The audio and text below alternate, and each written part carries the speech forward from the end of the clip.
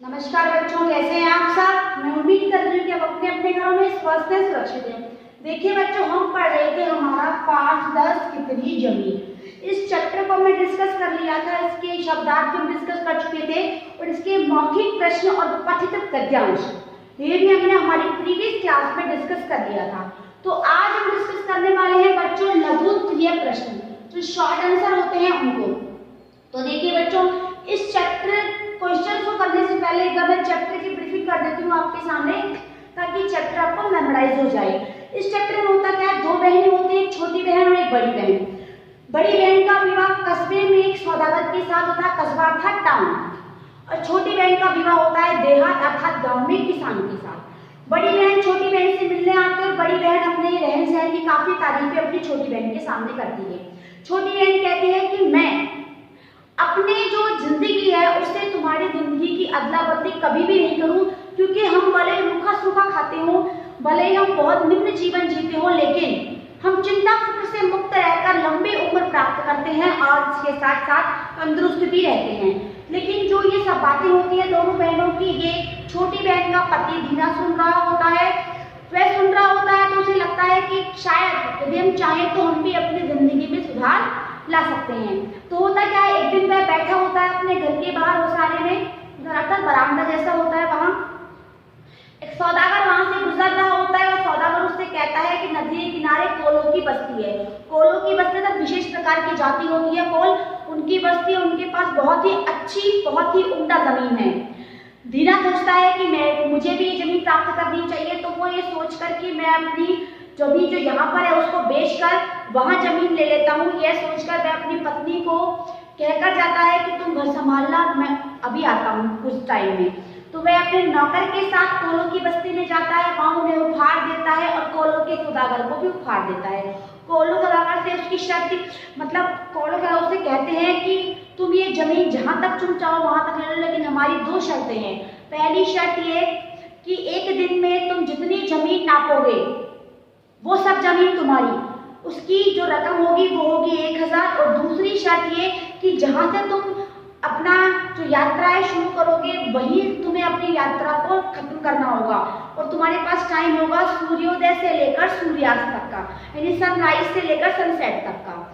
दीना ये सोचकर लालच में आ जाता है कि इस तरह तो मैं बहुत जमीन नाप सकता हूँ, और इस वजह से लालच के वशीभूत होकर वो जमीन अपने इतना कठिन परिश्रम करता है कि सूर्यास्त से पहले अपने नित्य स्थान पर लगभग पहुंचता है, लेकिन तब तक वह मर चुका होता है। तो दीना ने जो लालच में आकर ये किया, ये सब कुछ उसके लिए क्या हुआ, उसके लिए खतरनाक साबित हुआ। तो ये सब चैप्टर में लिखा हुआ है, चैप्टर में एक्सप्लेन कर लिया है। अब हम बात कर रहे हैं इसके शॉर्ट आंसर्स की। तो देखिए शॉर्ट आंसर में पहला क्वेश्चन है, यात्रा शुरू करने से पहले दीना ने क्या किया था, यानी जब वह कोलों की बस्ती में जा रहा था तो उससे पहले दीना ने क्या किया था। बच्चों देखिए, दीना ने यात्रा की तैयारी शुरू कर दी थी। तैयारी में उसने क्या किया था, उसने अपनी पत्नी से कहा कि वह आज से घर की देखभाल करे। अब क्या करेंगे, अब वो घर की देखभाल करें उसकी अनुपस्थिति, क्योंकि दीना जा चुका है, दीना वहां से जा रहा है, तो दीना की अनुपस्थिति में घर का ध्यान रखे। और दीना अपने साथ एक नौकर को लेकर यात्रा के लिए निकल पड़ा, यानी उसने अपनी पत्नी से कहा कि अब से तुम घर की देखभाल करो, जब तक मैं घर पर नहीं हूं तब तक घर का ध्यान रखो।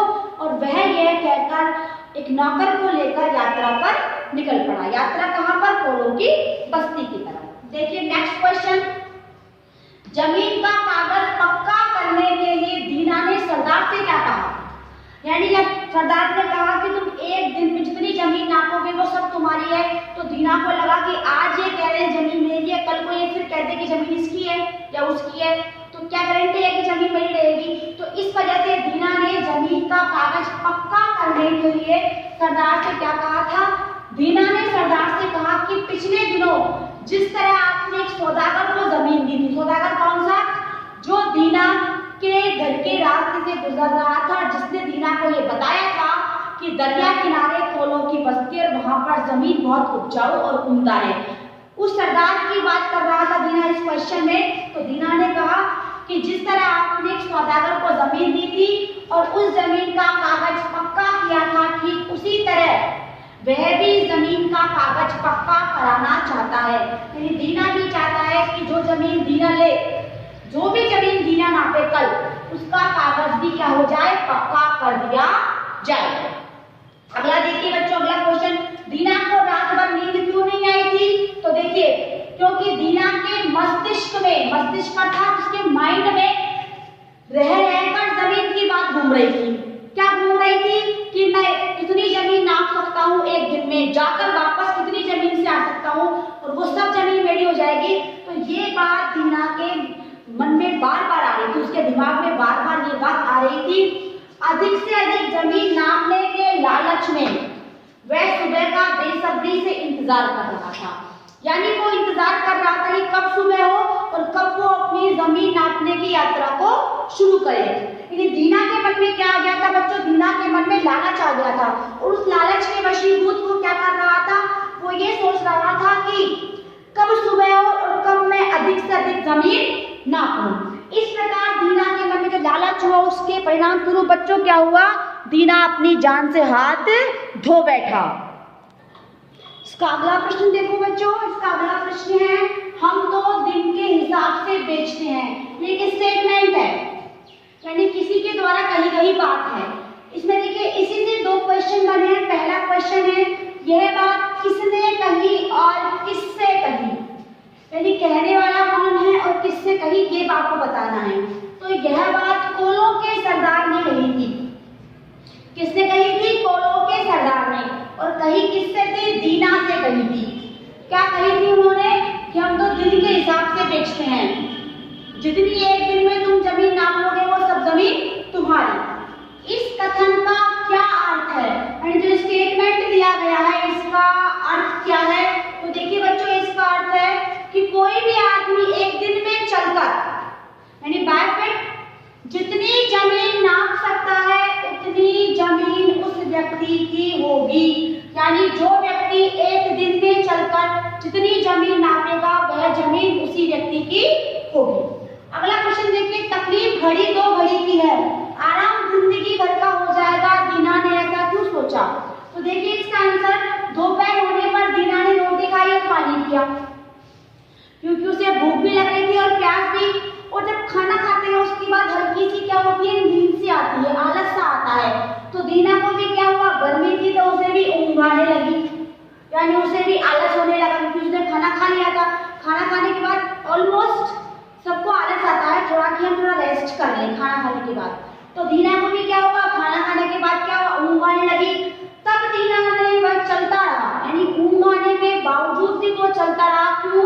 क्योंकि उसने ये बात सोची कि तकलीफ तो कुछ समय की है, यदि मैं नहीं सोऊंगा तो भी कोई बात नहीं, लेकिन यदि मैं सो गया तो जो मेरा काम है वो क्या हो जाएगा, बनता काम बिगड़ जाएगा। कुछ समय तक तो क्या है, तकलीफ होगी, लेकिन जब मैं जमीन नापकर सूर्यास्त से पहले उस जगह पहुंच जाऊंगा तो उसके बाद जिंदगी भर आराम ही आराम होगा। यानी इस क्वेश्चन में ये बताया गया है कि दीना लालच में आकर ऐसा हो गया था कि जब उसे रेस्ट की जरूरत थी, आराम की जरूरत थी, तो उसने आराम भी नहीं किया कि मुझे आराम भी नहीं करना है, आज की तकलीफ मैं सह लेता हूँ, आज की तकलीफ सहने के बाद पूरी जिंदगी मैं आराम से बिताऊंगा, पूरी जिंदगी मैं आराम ही करूंगा। अब देखो बच्चों, इसका अगला क्वेश्चन देखिए बच्चों, क्वेश्चन नंबर 4, सरदार पेट पकड़कर क्यों हंस रहा था? यानी जब दीना टेकरी के पास पहुंच रहा था तो सरदार अपना पेट पकड़कर हंस रहा था। मैंने इससे पहले जो आपको क्वेश्चन करवाया था, वही क्वेश्चन बताया था आपको कि कौन लोग दया और व्यंग से हंस रहे थे। सेम वही व्यंग यहाँ सरदार की तरफ भी है। देखिए, सरदार दीना के अंदर का लालच देखकर हंस रहा था। क्यों हंस रहा था? दीना के अंदर का लालच देखकर कि दीना अपने जान की परवाह किए बिना जमीन नापने के चक्कर में, अधिक से अधिक जमीन प्राप्त करने के चक्कर में अपनी जान से हाथ धो रहा है।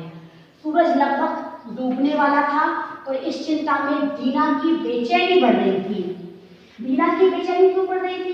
क्योंकि एक तो दीना टेकरी पर नियत समय पर नहीं पहुंच पा रहा था, और दूसरा बच्चों की जो दीना था उसकी जो रकम थी वो भी उसके हाथ पे जाने वाली थी, और उसने जो इतना अधिक परिश्रम किया था ना, इतनी जमीन नापने का, वह भी उसके हाथ से जाने वाला था।